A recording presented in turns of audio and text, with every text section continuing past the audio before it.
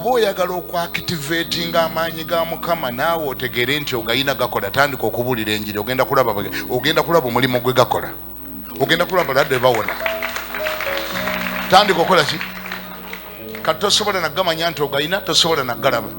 Bwe gaba masavu gakwata getaga kusaanuusa, naye nze omuliro gwe mmanyi ogusaanuusa amaanyi ga Katonda kwogateeka ne gasaanuuka. Omuliro ogwo baguyita njiri. Tandika okubuulira enjiri olebe gasaanuuka. Kigenda kuyamba okwezuula, era ojja kudda otugende musumba. Okimanyi nti nabadde simanyi nti nsobola okusabira omulwadde n'awona.